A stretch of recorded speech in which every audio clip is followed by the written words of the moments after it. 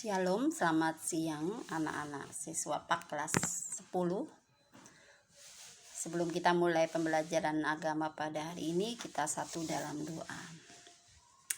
Ya Tuhan, Bapa di surga, saat ini kami akan mengadakan pembelajaran agama khusus kelas 10. Kiranya Tuhan boleh hadir dan berkati jalannya pembelajaran hari ini, sehingga boleh berjalan dengan lancar dari awal hingga akhir. Terima kasih Tuhan, di dalam nama Yesus kami sudah berdoa. Amin.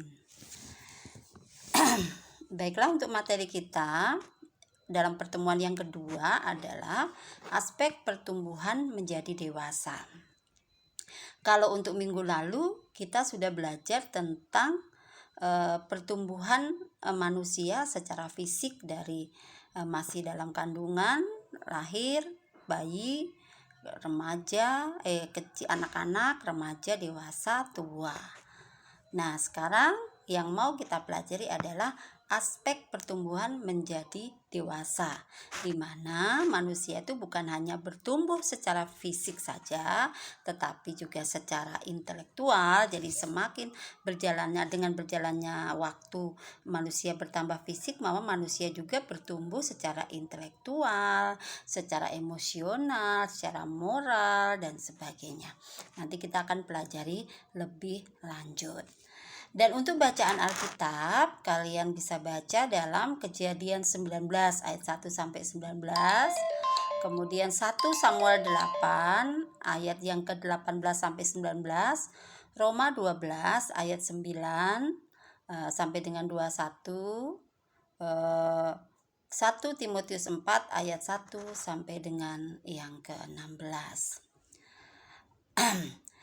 Baiklah, untuk materi kita yang pertama adalah dewasa dalam aspek intelektual. Apa itu aspek intelektual? Jadi pada saat atau ketika manusia itu mulai memikirkan, membayangkan hal-hal yang belum pernah dialami atau belum pernah dilihat, maka kemampuan intelektualnya sedang berkembang. Sering perkembangan fisik, jadi seiring perkembangan fisik, jadi dia merasa penasaran, hal-hal yang dia belum tahu, yang belum pernah dilihat, itu membuat dia ingin tahu. Jadi ada keinginan tahu yang sangat besar pada manusia. Itu apa sih? Itu isinya apa sih? Itu yang ada di dalamnya itu maksudnya apa sih? Jadi ada keinginan tahu. Nah, inilah yang disebut dengan pertumbuhan secara intelektual. Jadi remaja yang dewasa secara intelektual jadi bisa menggunakan akal budinya untuk menilai benar tidaknya sesuatu, sehingga ia dapat berpikir matang saat mengatasi permasalahan. Jadi orang remaja yang sudah dewasa secara intelektual biasanya dia tidak mudah menerima sesuatu. Dia pasti ingin tahu, ini kenapa sih bisa begini, ini bagaimana sih. Jadi dia bisa menilai yang benar dan tidaknya sesuatu. Jadi mungkin remaja yang dewasa secara intelektual tidak mudah dipengaruhi oleh hal-hal yang memang menurut dia tidak benar. Jadi dia berpikir matang saat mengatasi masalah. Nah, saat mengatasi masalah dia berpikir secara matang karena dewasa secara intelektual. Orang yang dewasa secara fisik belum tentu dia juga kedewasaan intelektualnya seiring dengan pertumbuhan fisik. Nah, jadi meskipun usianya sudah tua, tapi bisa jadi aspek intelektualnya tidak bertumbuh dengan baik. Pola pikir orang yang dewasa secara intelektual itu yang pertama cara berpikir positif. Kemudian cara berpikir proaktif, cara berpikir kritis, cara berpikir komprehensif. Itu adalah ciri-ciri orang yang dewasa secara intelektual. Dia sudah bisa berpikir positif, bisa berpikir secara proaktif, berpikir kritis, dan berpikir secara komprehensif. Nah, berpikir secara positif itu seperti apa? Berpikir secara positif menunjuk pada suatu pemikiran yang selalu mencari sisi baiknya dalam segala hal. Jadi, misalnya sebagai contoh, suatu hari kalian berjumpa dengan teman di jalan, saat kalian tegur, dia tidak menoleh atau mungkin dia nggak membalas teguran kalian. Jadi kalau kalian berpikir positif, kalian menganggap oh mungkin dia nggak ngeliat, atau mungkin dia lagi ngalamun atau dia nggak fokus sehingga tidak melihat saat saya tegur. Itu orang yang berpikir positif. Tapi kalau orang yang berpikir negatif, mungkin dia bilang ih sombong amat sih ditegur nggak mau jawab atau bagaimana. Jadi selalu berpikir negatif terhadap sesuatu yang terjadi di dalam kehidupannya. Jadi orang yang berpikir positif akan cenderung mengambil hikmah dari kegagalan. Jadi apabila mengalami suatu kegagalan, bukan terus menyesali kegagalannya, kemudian mungkin mengurung diri di dalam kamar atau menyalahkan semua orang, tetapi dia mengambil hikmah dari kegagalan ini. Dia bisa renungkan itu bahwa mungkin dia gagal karena kurang sungguh-sungguh misalnya. Jadi memandang baik sifat orang yang ada di sekitarnya, kayak tadi ya, berjumpa ditegur tidak melihat, ya kalian anggap mungkin dia nggak dengar. Nah, berharap hal yang lebih baik. Jadi orang yang berpikir positif itu kalau gagal dia cenderung mengambil hikmah dan bisa memperbaiki diri menjadi lebih baik lagi, memandang baik sifat orang yang ada di sekitarnya, kemudian berharap hal yang lebih baik. Misalnya kalau hari ini gagal, dia berharap bahwa mungkin pada waktu yang akan datang dia akan berhasil. Kemudian berserah pada Tuhan, kemudian berdoa, kemudian rendah hati, mengasihi dan setia. Itu cara berpikir positif. Nah, sekarang cara berpikir negatif. Nah, kebalikan dari tadi ya. Kalau cara berpikir positif, dia memandang orang lain dianggap baik, yang orang-orang yang di sekitarnya. Kalau gagal dia ambil hikmahnya untuk belajar lebih baik lagi dan sebagainya. Nah, sekarang kalau berpikir negatif seperti apa? Cenderung suka mengeluh. Jadi kalau ada mungkin tugas-tugas sekolah yang terlalu banyak, dia mengeluh.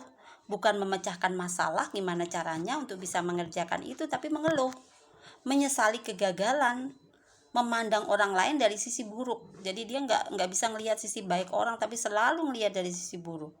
Kurang berpengharapan, mudah putus asa ya, pesimis ya, kurang percaya diri, reaktif. Jadi kalau ada hal-hal tertentu dia akan cepat reaktif ya. Kemudian peka terhadap kritikan. Jadi dia paling nggak suka kalau dikritik ya. Jadi mungkin bisa jadi dia marah atau menolak. Kemudian responsif terhadap pujian, dia paling suka kalau dipuji. Nah itu, jadi responsif terhadap pujian. Senang mengkritik tetapi tidak mau dikritik. Kemudian pesimis, itu adalah cara berpikir negatif.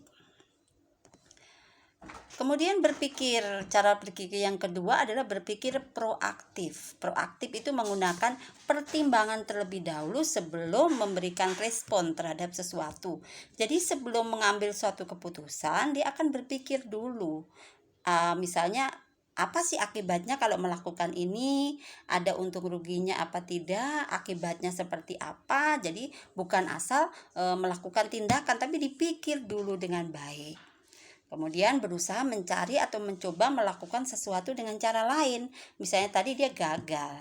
Kalau orang berpikir proaktif, setelah gagal bukan hanya berdiam diri, tapi bagaimana melakukan atau mencoba melakukan sesuatu dengan cara lain.